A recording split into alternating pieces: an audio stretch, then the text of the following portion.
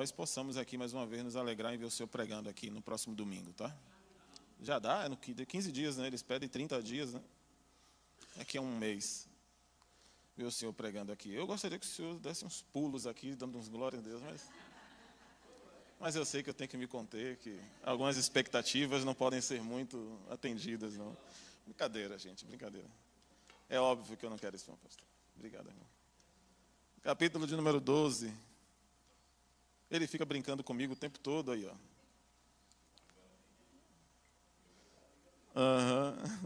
Versículo 32, deixa eu só confirmar aqui.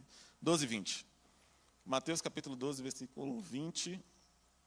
É o texto que nós vamos usar para a nossa meditação breve nessa noite, tá? Que o Senhor seja louvado mais uma vez aqui. Diz assim, ora...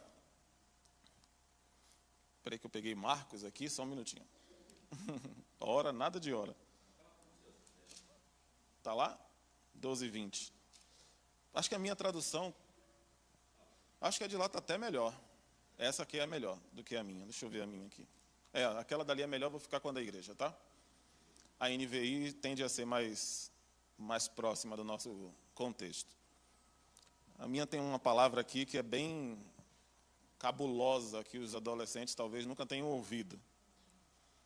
Mas vamos lá. Diz assim a palavra do Senhor no Evangelho de Mateus, no capítulo 12, versículo 20, não quebrará o caniço ferido, e nem apagará o pavio que fumega, até que faça triunfar a justiça. Vou repetir, para que fique... Quem é professor aqui sabe que a repetição leva à memorização, tá? E vou ficar com a ênfase nos verbos que estão mais proeminentes ali. Diz assim, não quebrará o caniço ferido e não apagará o pavio fumegante, até que faça triunfar a justiça. Amém?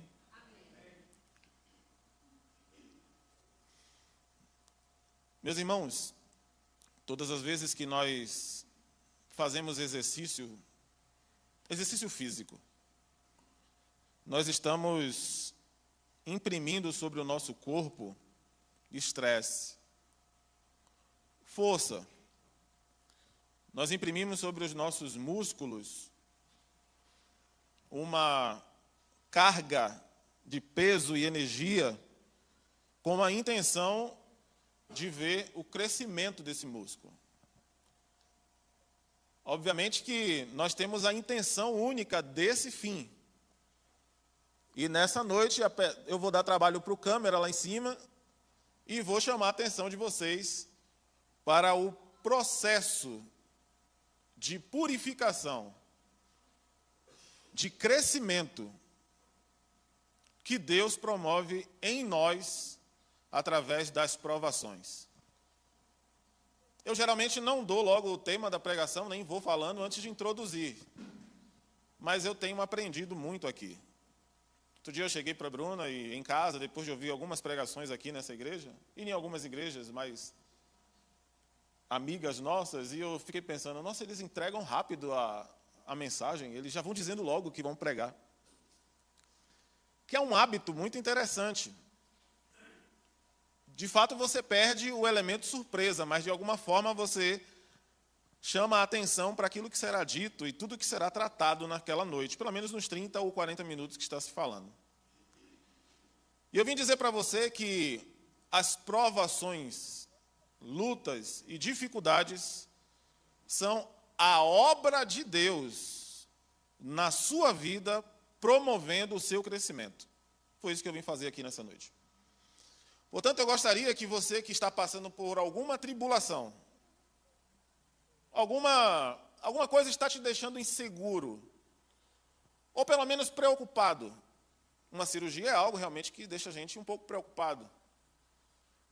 Ou uma dificuldade financeira, ou algum problema de relacionamento, deixa a gente realmente muito angustiado em alguns momentos. Mas eu gostaria de trazer algo para você e pedir para que você faça o seguinte: respire fundo, não agora, tá? Mas só respire fundo metaforicamente. E diga: é o processo, é a caminhada, é necessário passar por isso. Como o músculo precisa ser estressado a ponto de as fibras serem estouradas, ele precisa dessa pressão, desse peso, dessa força contrária à zona de conforto que ele está. Deus faz isso conosco. E eu vou citar textos aqui provando o que eu estou falando. E mesmo que eu não colocasse textos, não citasse textos, quem está me ouvindo aqui já tem mais de 40 anos, sabe exatamente do que eu estou falando. Foi assim que você chegou onde você está. O nível de maturidade que você tem hoje foi entregue por Deus através das provações que você passou. Portanto, privar os seus filhos, filhas, jovens da próxima geração é um erro muito grande. Não prive os seus filhos. Eu vi um texto muito interessante de um psicólogo canadense, o maior de todos considerado hoje em dia, o nome dele é Jordan Peterson. Jordan Peterson, num dos capítulos do 12 Regras para a Vida, ele diz: não proíba as crianças de andar de skate. Seus filhos precisam de habilidade e você precisa permitir que os seus filhos vivam as suas próprias experiências. Porque foram as suas experiências, bem vividas, mal vividas, que trouxeram vocês até aqui. E por isso, nessa noite, respirem fundo e digam: eu vou passar por isso porque é para isso que eu fui chamado. Deus estressa você e alivia você. Deus estressa você e libera você. Você vai passar por momentos de dificuldade e provações, mas também Deus não vai permitir, como ele disse lá na carta ao Tiago escrevendo, ele vai dizer que você não passará por uma provação maior do que aquela que você pode suportar. Portanto, se este momento é duro, difícil, ruim, acredite, você suporta isso aí. Você aguenta isso aí. Segura a onda, como diria outros. Aguenta um pouco mais. Ora um pouco mais. Ajoelha um pouco mais. Jejua um pouquinho mais. Eu tenho certeza que esse momento vai passar como a musculatura descansa e no descanso da musculatura está o crescimento. Então, essa metáforazinha é só para você entender o que Deus está fazendo. E Deus tem propósitos maravilhosos para a sua vida. Deus tem propósitos maiores do que este momento que você está vivendo e que você está passando. Antes que você ache que isso aqui é uma palestra coaching ou coisa desse tipo, eu quero te lembrar de um dos autores de economia mais famosos do mundo hoje, é um árabe. Salvo engano, ele é árabe, tá? Eu não curto muito a cultura árabe, apesar de gostar muito de alguns colegas árabes aqui em Guarulhos. São pessoas excelentes, gosto muito de um que trabalhou comigo durante alguns anos. Nissim Taleb vai dizer que existe uma diferença entre você ser forte, fraco e resiliente. Ele vai dizer num dos seus livros, salvo engano, esse daqui é o Cisne Preto, ele vai dizer que existe uma força conduzindo a humanidade que leva a pessoas, objetos e teorias a serem fortes, fracas ou antifracas. No termo mais exato para ele é antifrágil. De forma que alguém, alguma coisa ou alguma teoria pode ser frágil, como provavelmente esse copo, se eu jogar ele no chão, ele provavelmente vai se quebrar porque ele é feito de vidro. E o vidro é frágil. Caindo no chão ele estoura. E se despedaçando prova o quanto ele é frágil. Porém, existem outros objetos que mesmo que você jogue ele no chão, ele não estoura, ele permanece firme, porque a estrutura física molecular dele é muito mais forte do que a do vidro. Portanto, ele é forte. O problema do forte é que quando ele é colocado numa pressão muito maior do que a sua estrutura física pode suportar, ele quebra. O fraco quebra em situações muito simples. O forte quebra em situações muito difíceis, mas o antifrágil suporta as grandes pressões, volta para sua posição melhor do que ele estava. E aqui está a teoria do antifrágil de Nissim Taleb, colocada juntamente com a palavra de Deus. E não foi fácil fazer isso hoje de tarde, tá? Tive que me desdobrar em textos e pedir ajuda ao pastor. Porque o que Nissim Taleb fez foi descobrir, na verdade ele não descobriu, ele entendeu algumas coisas na natureza e na nossa vida. Se você é fraco, Salomão vai dizer nos provérbios que na provação, se você é fraco, quão fraco você é? Você é muito fraco, cara. Se no momento da provação, que é o momento que você tem a necessidade de se superar, você é fraco, coitado da sua esposa. Coitado do seu marido, namorado ou noivo. Se você é forte, resistente, duro, em algum momento você pode sofrer, porque se a pressão for maior do que você vai quebrar. Por isso o meu conselho para quem é durinho aqui, para quem é o durão, entre aspas, é cuidado com sua dureza. Às vezes, a pressão é muito forte e você não vai suportar. Sabe o que é melhor? Melhor é ser antifrágil, flexível. Melhor é ser resiliente. Quando a pressão vier e te sufocar, você não vai ser frágil, como o exemplo de Salomão lá nos Provérbios. Você não vai ser duro a ponto de quebrar quando a pressão estiver mais forte. Mas você vai suportar crendo em Deus. Suportar a provação crendo no Senhor e sabendo que um dia ela vai passar. E quando ela passar, você que está sendo pressionado vai voltar para o seu lugar. E quando você voltar para o seu lugar, você não será mais a mesma pessoa. Isso eu posso te garantir, porque eu vivo isso que eu estou falando.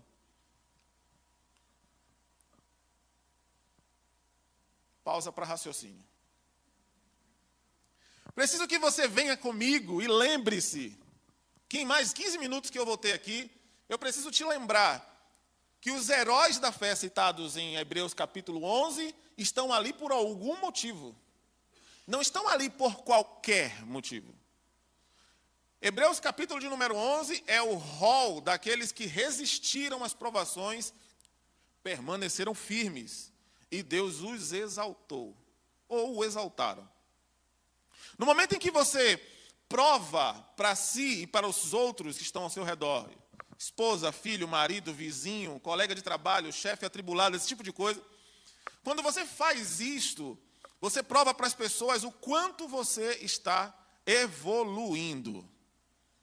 De forma que subir num púlpito desse realmente não é algo fácil. É simples. É só andar até aqui, pegar o texto e falar daquilo que você sabe.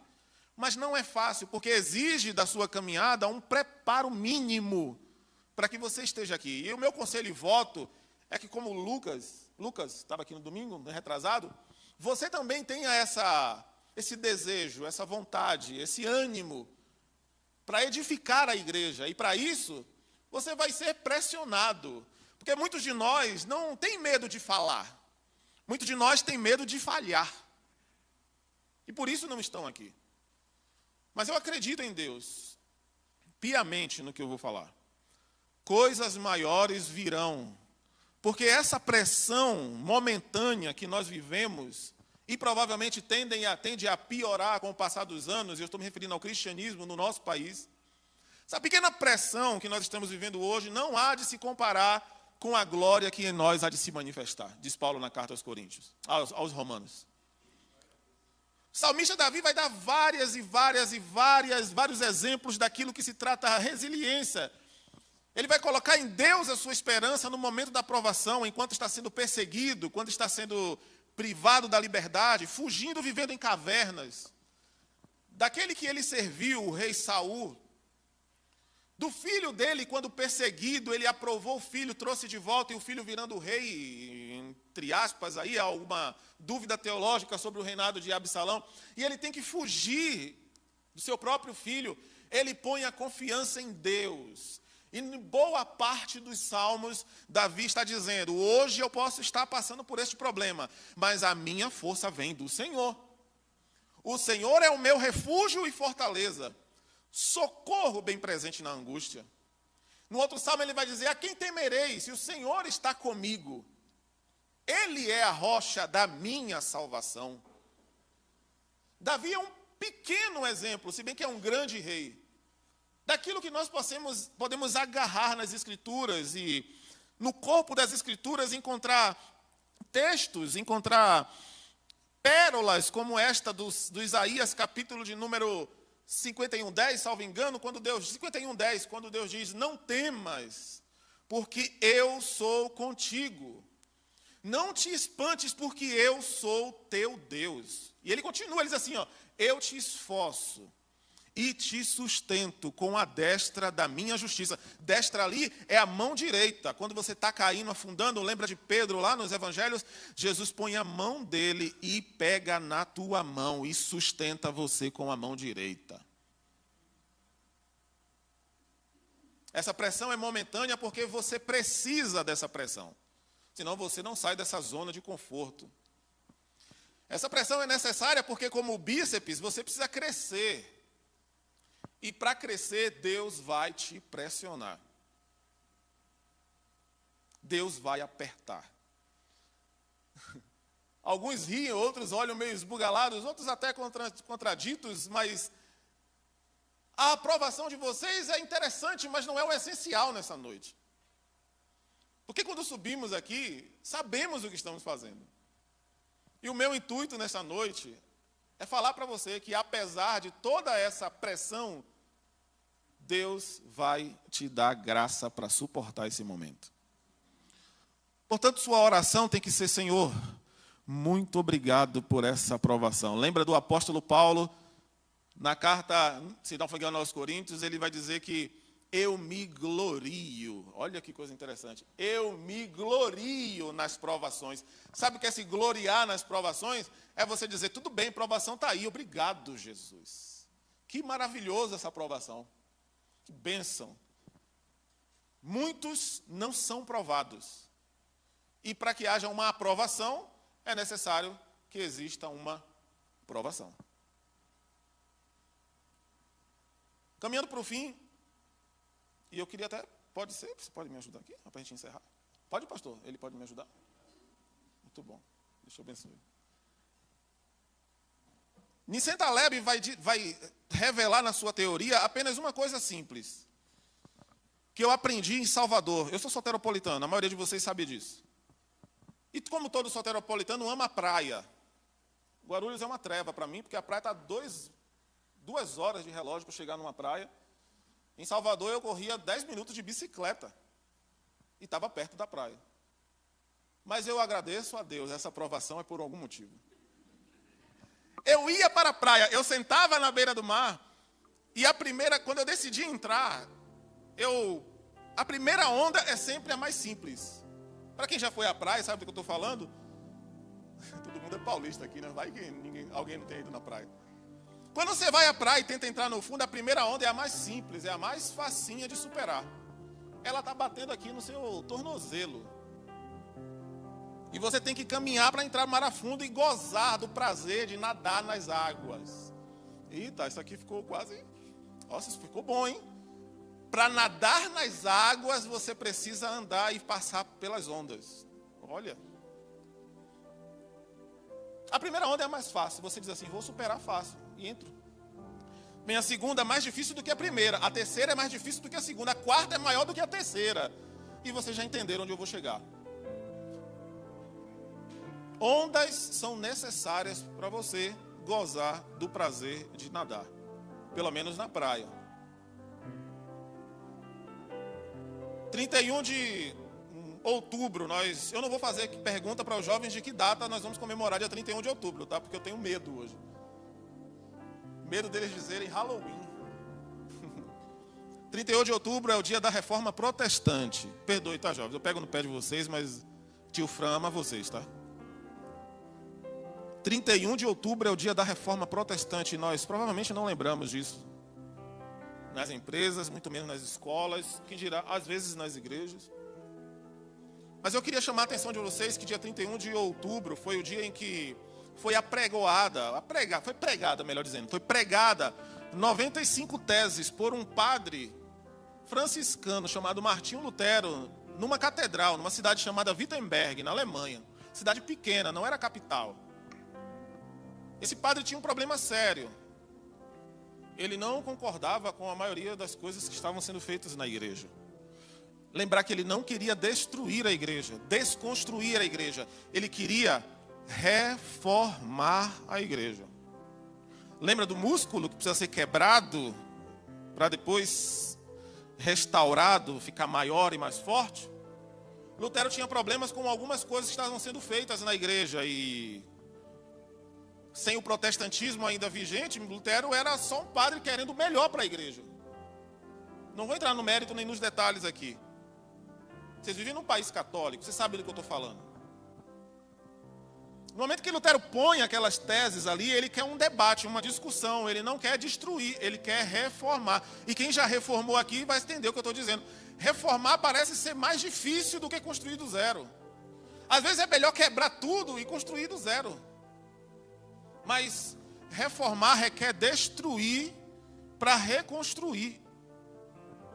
Então, quando você estiver na academia, puxando o seu peso, puxando ferro lá, lembre-se que essa reforma que você está passando no seu corpo é praticamente a mesma reforma que aconteceu na igreja há 517, salvo engano, anos atrás.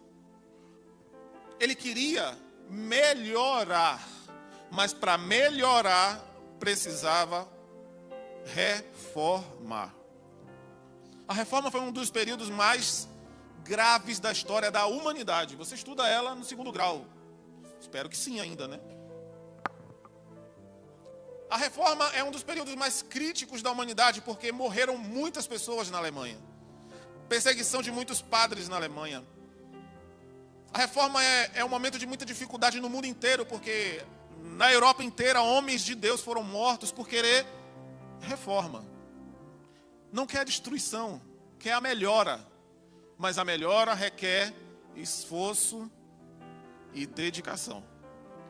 Como o halterofilista com o músculo, como o Taleb com sua teoria, e como eu aqui nessa noite me esforçando muito para dizer para vocês que vocês vão crescer demais se resistirem às provações. A reforma teve êxito, muito êxito. Não é à toa que nós estamos aqui. Mas eu devo lembrar você que esses bancos não foram comprados metaforicamente de qualquer forma.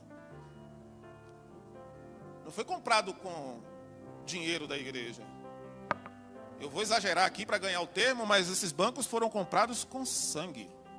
Sangue de homens e mulheres que não se dobraram aos erros e às dificuldades que estavam acontecendo na igreja daquela época.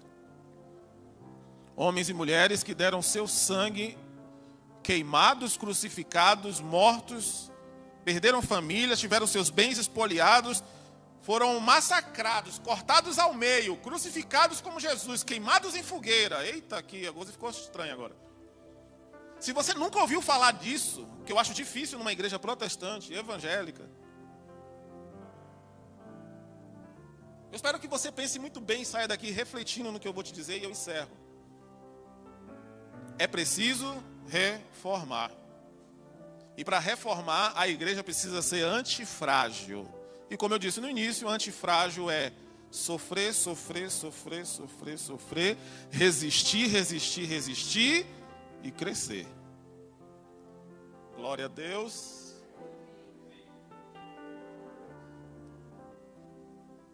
Quando eu tinha 24 anos, eu congregava numa igreja evangélica e não sabia falar.